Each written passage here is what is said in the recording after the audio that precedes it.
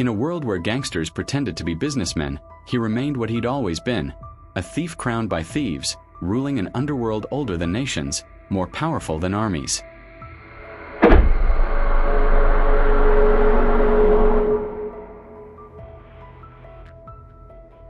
Zakhary Kalashov was born in 1953 in Tbilisi, Georgia, into a Soviet Union that was rotting from within, where the Communist Party preached equality while creating a new aristocracy, where official laws meant nothing compared to the unwritten codes that actually governed life in the shadows.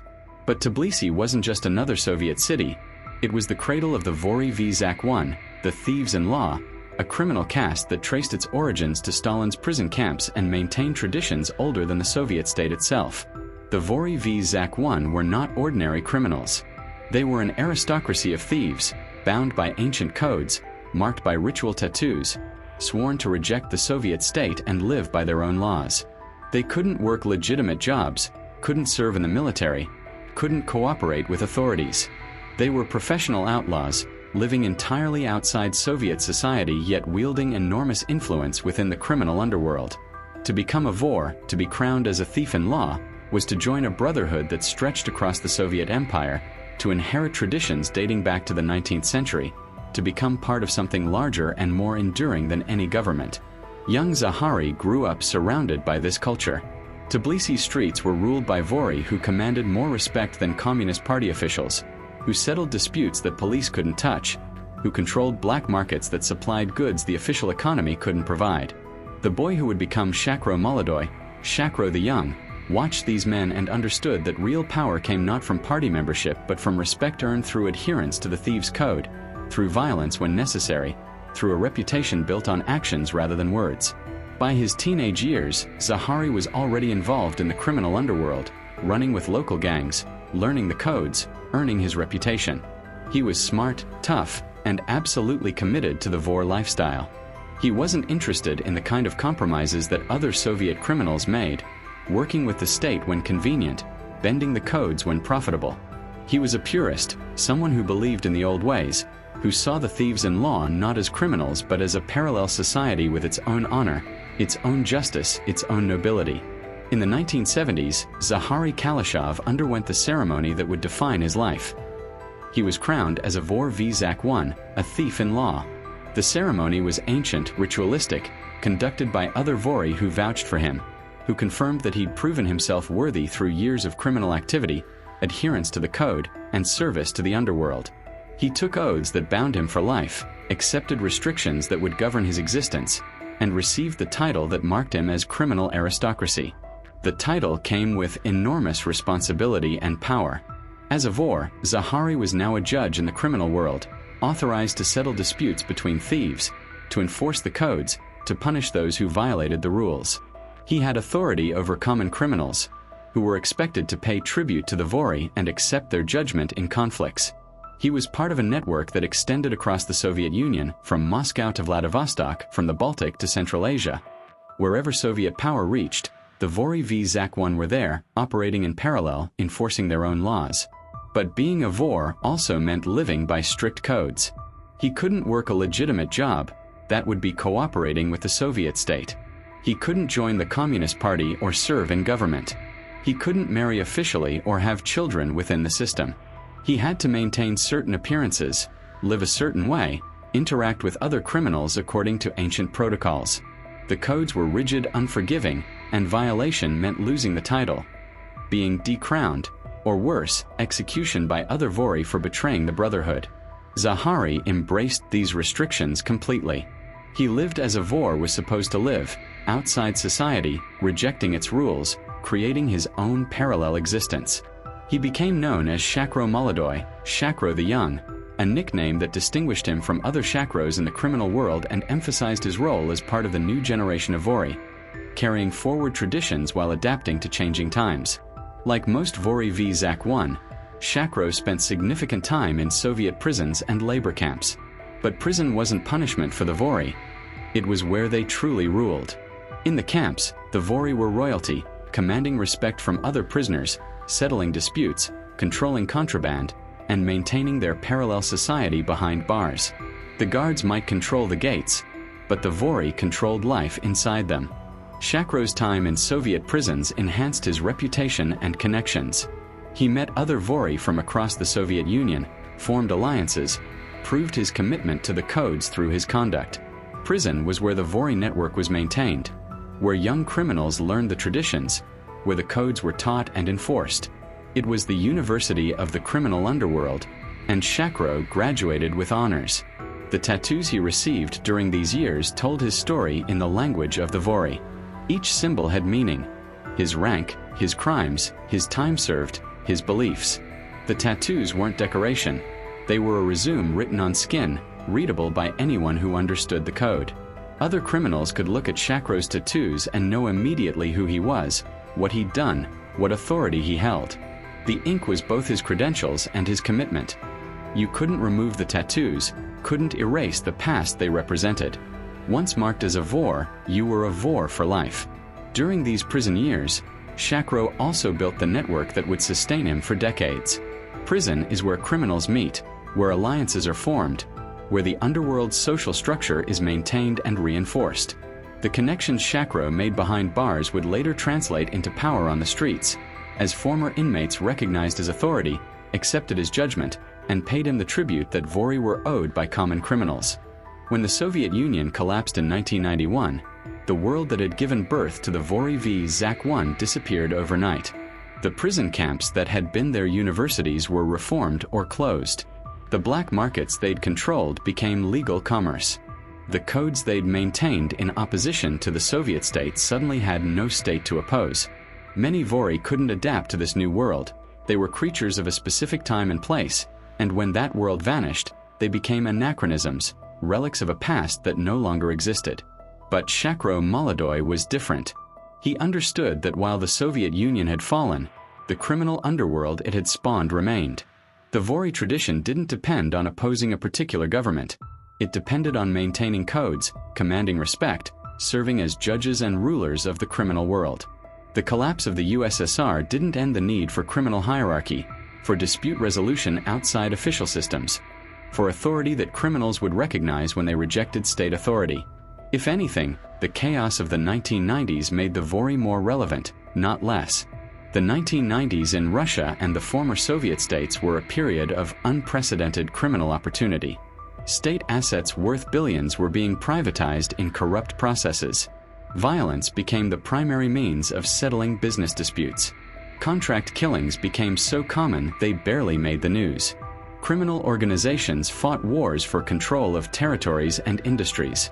And throughout this chaos, the Vory v. Zakone maintained their traditional role, not as businessmen or entrepreneurs like the new generation of Russian criminals, but as the ultimate criminal authority, the judges who settled disputes when other criminals couldn't resolve them themselves. Shakro thrived in this environment. While younger criminals were becoming oligarchs and businessmen, he remained a Vor, traditional, committed to the codes, respected not for his wealth but for his authority. He became a resolver of conflicts, a judge in the criminal world, someone that both old-school Vory and new-generation criminals recognized as having legitimate authority. When disputes arose between criminal organizations, when conflicts threatened to become wars, when criminals needed someone to arbitrate fairly according to underworld rules, they came to Shakro. In the late 1990s and early 2000s, Shakro Molodoy relocated to Spain, specifically to the Costa del Sol and Barcelona, areas that had become havens for Russian organized crime. Spain offered several advantages: a pleasant climate, relative safety from Russian gang wars, proximity to European markets, and law enforcement that was less familiar with Russian criminal networks than authorities in Russia or other Eastern European countries. In Spain, Shakro established himself as more than just another Russian criminal. He became the ultimate authority for the Vory v. Zakone operating throughout Europe. When disputes arose between Russian criminals in different countries, when questions about the codes needed resolution, when someone needed to be crowned as a new Vor or someone else needed to be stripped of the title, Shakro was consulted. He was operating as a kind of supreme court for the criminal underworld, settling cases, making rulings, maintaining the traditions in an era when many thought those traditions were obsolete. But Shakro's role wasn't purely ceremonial or traditional.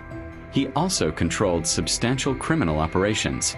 Through his network of Vory and associated criminals, he had influence over drug trafficking routes, money laundering operations, extortion rackets, and various other criminal enterprises across Europe and the former Soviet states.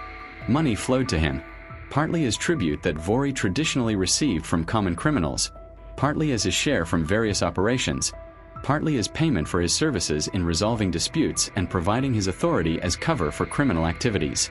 Spanish authorities gradually became aware of his presence and influence. They monitored his activities, documented his meetings with known criminals, attempted to build cases against him. But prosecuting someone like Shakro was extraordinarily difficult. He didn't personally commit crimes that could be easily proven. He met with criminals, yes, but those meetings could be explained as social gatherings within the Russian émigré community. Money flowed to him, but proving it came from specific criminal activities rather than legitimate sources or gifts was challenging. He was careful, disciplined, and protected by the same opacity that had always shielded the Vory from Soviet authorities. One of the most important aspects of Shakro's power was his control over the Obshchak, the thieves' common fund. This was a tradition as old as the Vory themselves. Common criminals were expected to pay a percentage of their illegal earnings into a collective fund, which the Vory controlled and distributed. The Obshchak supported imprisoned Vory and their families, funded criminal operations, and served as a war chest for the underworld. In the Soviet era, the Obshchak had been relatively modest. Criminals were poor by modern standards, and the fund was measured in thousands of rubles rather than millions. But in the post-Soviet era, with Russian criminals operating global enterprises worth billions, the Obshchak became enormous. Estimates suggested it contained hundreds of millions of dollars, possibly billions, making it one of the largest criminal slush funds in the world. Shakro, as one of the most senior and respected Vory v Zakone, had significant influence over how the Obshchak was managed and distributed. This gave him leverage over other criminals. He could provide funding for operations, support for imprisoned members, or withhold support when he deemed it appropriate. Control of the Obshchak was economic power translated into authority, the ability to reward allies and punish enemies through control of money that criminals depended on. But the Obshchak was also a vulnerability. Law enforcement agencies across Europe and the former Soviet states began targeting it, attempting to seize the funds as proceeds of crime, to identify who controlled them, to use that control as evidence of involvement in criminal enterprises. Shakro had to carefully manage the Obshchak to protect it from seizure while maintaining his authority through its distribution. It was a constant balancing act between visibility and invisibility, between authority that required recognition and operations that required secrecy. In 2006, Shakro Molodoy made a fateful decision. He returned to Russia. The reasons for this return are debated. Some say he was homesick, others claim he was pressured by Russian authorities to return. Still others suggest he believed Putin's Russia had stabilized enough that he could operate there safely. Whatever the reason, the return proved to be a mistake. Russian authorities arrested him shortly after his return on charges related to extortion and operating a criminal organization. The arrest was part of a broader crackdown on the Vory v Zakone, whom Putin's government viewed as a threat to state authority.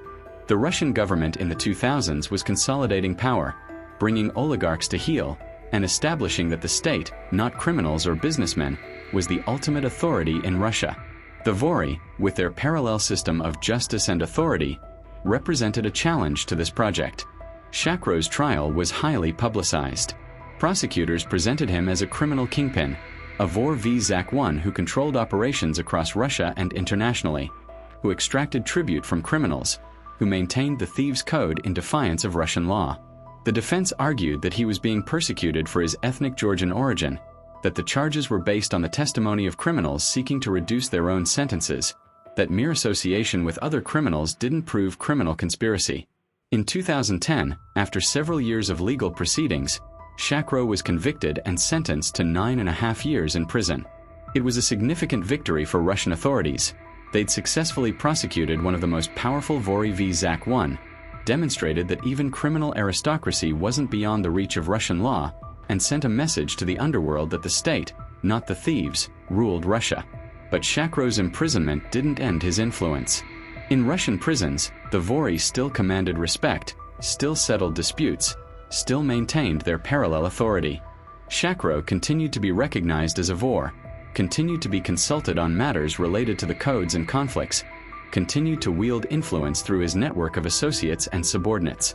He was imprisoned but not powerless, confined but not eliminated. Shakro was released from prison in 2015, having served his sentence. But his freedom was short-lived.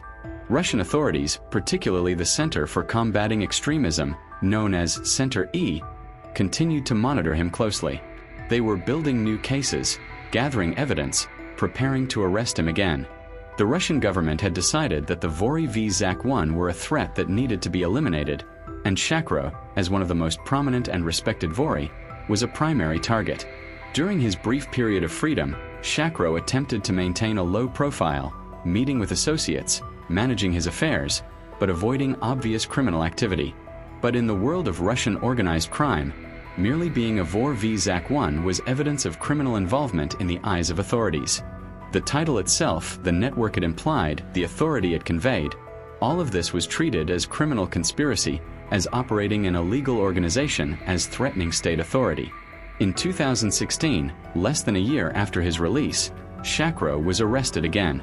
This time, the charges were even more serious: organizing a criminal community, large-scale extortion, and illegal gambling operations. Prosecutors alleged that he'd been extracting tribute from criminals across Russia, that he controlled a network of illegal casinos, that he maintained the Obshchak and used it to fund criminal activities. The arrest was dramatic. Special forces, media coverage, presentation of Shakro as a dangerous criminal who'd been brought to justice. The trial that followed was a spectacle. Prosecutors presented evidence of meetings with known criminals, financial transactions that suggested tribute payments, testimony from informants about his role in the Vory network. They argued that Shakro was not just a Vor but the Vor, the most powerful thieves in law in Russia, commanding a criminal empire that challenged state authority.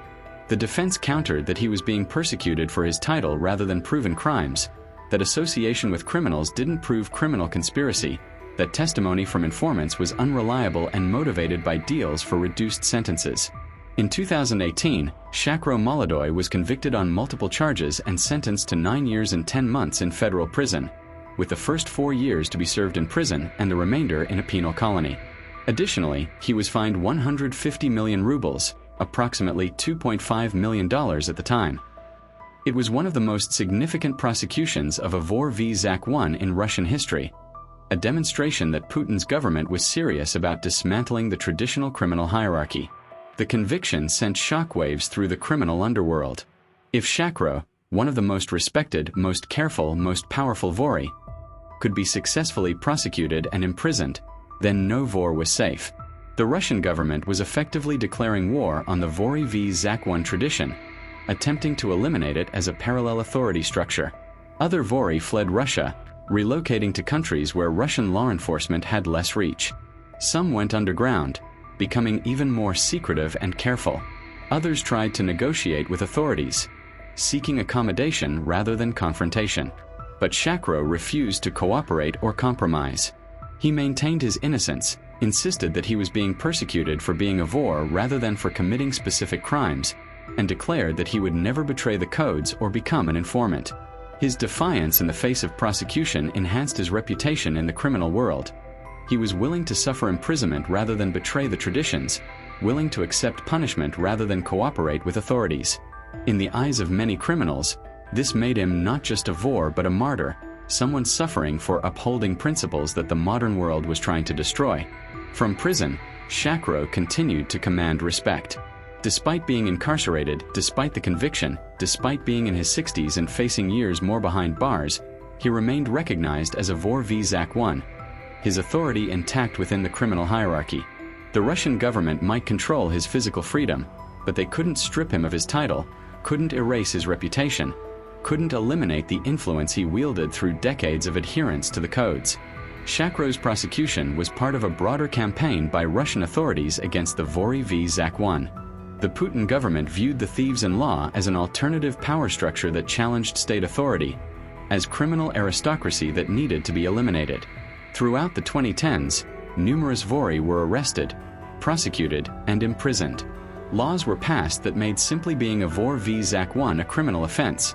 treating the title itself as evidence of participating in an organized criminal group. This represented a fundamental shift in how the Russian state dealt with organized crime. Previous governments had often tolerated the Vory, seeing them as part of the social landscape, sometimes even useful for maintaining order in the criminal underworld. But Putin's government had a different philosophy. There could be only one authority in Russia, and that was the state. Alternative power structures, whether oligarchs, civil society organizations, or criminal hierarchies, had to submit or be destroyed. The campaign had significant effect. Many Vory fled Russia, establishing themselves in countries across Europe, Asia, and even the Americas. The coronation of new Vory became more difficult and secretive, as authorities monitored gatherings where such ceremonies might occur. The Obshchak was targeted for seizure, with authorities attempting to identify where the funds were held and confiscate them. The traditional authority that Vory had wielded for generations was being eroded by systematic state pressure. But the tradition proved resilient. Despite prosecutions, despite flights into exile, despite the difficulties, the Vory v. Zakone persisted. Young criminals still sought the title, seeing it as the ultimate criminal credential. Older Vory continued to settle disputes and maintain the codes, operating more carefully but not abandoning their role. The tradition that had survived Stalin's camps, survived World War II, survived the Soviet collapse, was now facing its greatest challenge. But it wasn't defeated yet. Despite, or perhaps because of, the pressure in Russia, the Vory v. Zakone network became increasingly international in the 2010s and 2020s. Vory operated in dozens of countries, maintaining connections across borders, settling disputes between criminals in different jurisdictions, and serving as a unifying force for the Russian criminal diaspora. This internationalization was both a strength and a vulnerability. The strength was that the network was no longer dependent on any single country. When Russia cracked down, Vory relocated to Spain, Germany, France, the UAE, Israel, and other countries. When one country's law enforcement targeted them, they moved to another. The network's flexibility and international reach made it extremely difficult to dismantle completely. As long as Russian criminals operated internationally, there would be a need for the dispute resolution and criminal governance that the Vory provided. But internationalization also created vulnerabilities.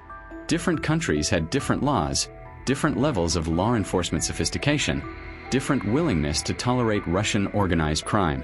International cooperation between law enforcement agencies made it harder for Vory to operate freely. Financial tracking across borders made managing the Obshchak more difficult. The very visibility required to maintain authority, meeting with criminals, settling disputes, being recognized as a Vor, made them targets for prosecution in multiple jurisdictions. Shakro himself had experienced this when Spanish authorities arrested him before his return to Russia, and later when he was imprisoned in Russia despite his international network. Other Vory faced similar problems, arrested in one country and extradited to another, finding that the international network that gave them reach also gave law enforcement multiple opportunities to target them. One of the fundamental questions facing the Vory v. Zakone tradition is whether the younger generation of criminals values it enough to maintain it. The codes that govern the Vory come from a different era. Stalin's prison camps, the Soviet black market, a world where criminals defined themselves in opposition to the state and lived by rules that required enormous personal sacrifice. But modern criminals, particularly those who've grown up in the post-Soviet era, have different priorities. Young Russian criminals are more likely to see themselves as businessmen than as thieves in law. They want to make money through cybercrime, fraud, and sophisticated rackets rather than through traditional criminal activities. They're comfortable working with the state when convenient, don't see cooperation with authorities as ultimate betrayal, and find the Vory codes. Don't work legitimate jobs, don't marry officially, don't serve in the military, to be outdated restrictions from a world that no longer exists. This generational divide threatens the Vory tradition more than any law enforcement campaign could. If young criminals don't seek to become Vory, don't respect the titles, don't pay tribute to the common fund, then the entire system collapses not through external pressure but through internal irrelevance. The Vory become old men with tattoos and titles that nobody recognizes, claiming authority that nobody acknowledges, maintaining codes that nobody follows.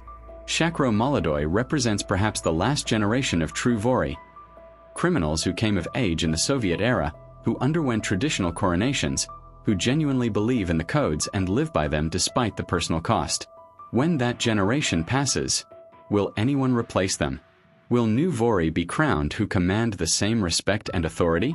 Or will the tradition that survived for over a century finally die, killed not by prosecution but by cultural obsolescence? By the 2020s, Shakro Molodoy had become almost mythological in discussions of Russian organized crime. He was portrayed as the boss of bosses, the most powerful Vory Zakone in the world, commanding a criminal empire worth billions.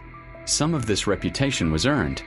He genuinely was one of the most respected and influential Vory, his authority recognized across the criminal underworld. But some was exaggeration, myth-making by media, law enforcement, and criminals themselves. The reality was probably more complex and less dramatic than the legend. Yes, Shakro was a powerful and respected Vor. Yes, he had influence over criminal networks and access to the Obshchak. Yes, he settled disputes and crowned new Vory.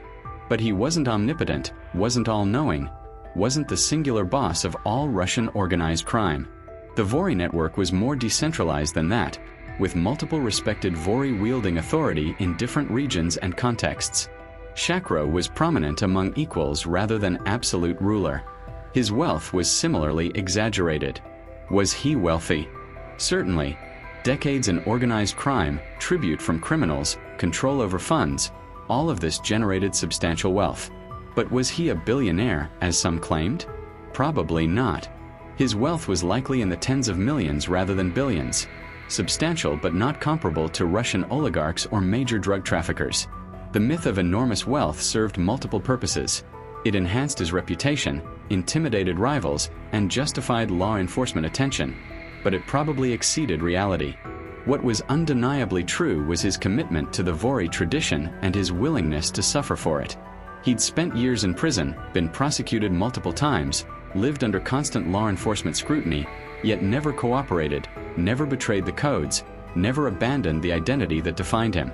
In an era when most criminals flipped when facing serious time, when informants were common, when the code of silence was regularly broken, Shakro maintained absolute loyalty to the thieves' law.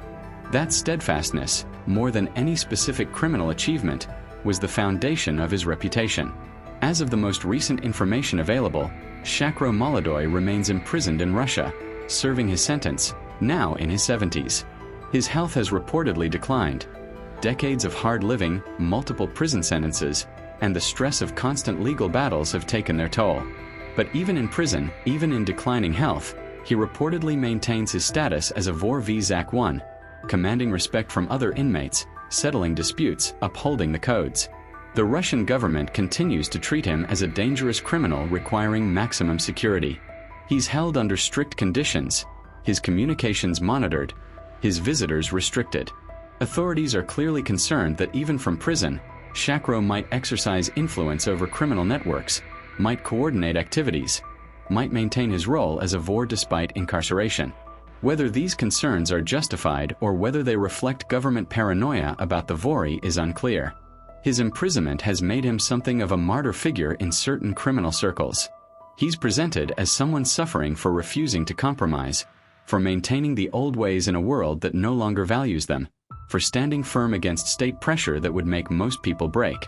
This martyrdom enhances his legend, makes him larger than life, transforms him from a criminal into a symbol of resistance against modern authorities who don't understand or respect the traditions of the underworld. But the practical reality is that an imprisoned, aging Vor in declining health can't exercise the same influence he once did. He can't travel to meet with other Vory, can't personally settle major disputes, can't directly manage the Obshchak or criminal operations. His influence is increasingly symbolic rather than operational. His power more about what he represents than what he can actually do. The king is in chains, and while he remains a king in the eyes of those who respect the tradition, his kingdom operates largely without him. The Vory Zakone tradition faces existential threats from multiple directions. State pressure, particularly in Russia, has made being a Vor increasingly dangerous and difficult. Younger criminals don't value the tradition as previous generations did. International law enforcement cooperation makes operating globally more risky. Financial tracking makes managing the Obshchak harder. Cultural changes mean that the codes, written for a different era, a different world, seem increasingly anachronistic. Yet the tradition has survived before. It survived Stalin's attempt to eliminate it in the camps. It survived the chaos of the Soviet collapse. It survived multiple crackdowns and prosecutions over decades. It's proven remarkably resilient, adapting to new circumstances while maintaining core elements. The question is whether this resilience can continue, whether the tradition can survive not just state pressure but cultural obsolescence. Some observers believe the Vory v. Zakone will fade away within a generation, as older Vory like Shakro die and younger criminals choose different paths. Others argue that as long as there's Russian organized crime, there will be a need for the dispute resolution and criminal governance that the Vory provide, and thus the tradition will continue in some form. Still others suggest that the Vory might evolve, maintaining some elements of the tradition while discarding others that no longer make sense in the modern world. What seems clear is that the Vory of the future, if they exist, will be different from the Vory of the past. They'll operate in a world of digital surveillance, international law enforcement, sophisticated financial tracking, and cultural values that differ radically from Soviet-era criminal culture. Whether they can maintain the essential elements of the tradition, the codes, the authority, the role as criminal aristocracy, while adapting to these new realities remains to be seen. When Shakro Molodoy eventually passes, whether in prison or after release, whether soon or years from now, he will likely be remembered as one of the last true Vory v. Zakone, a figure who maintained the tradition even as the world around him changed beyond recognition.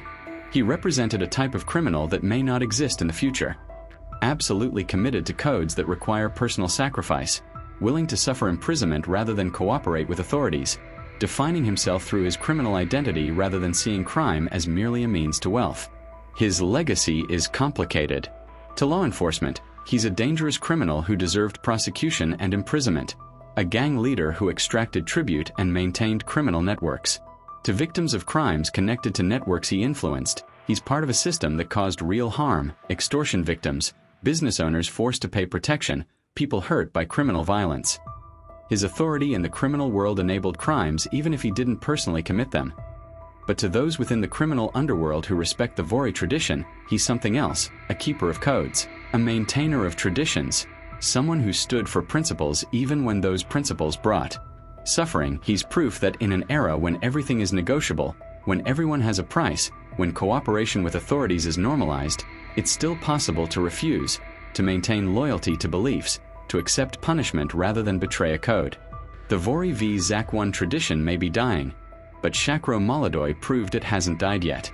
As long as there are criminals who recognize his authority, who respect his title, who see his refusal to cooperate as admirable rather than foolish, the tradition continues. He is perhaps its last great representative, a bridge between the criminal aristocracy of the Soviet era and whatever criminal culture emerges in the future. When he's gone, something irreplaceable will be lost. Not just a man, but a living connection to a criminal tradition that shaped the underworld for over a century.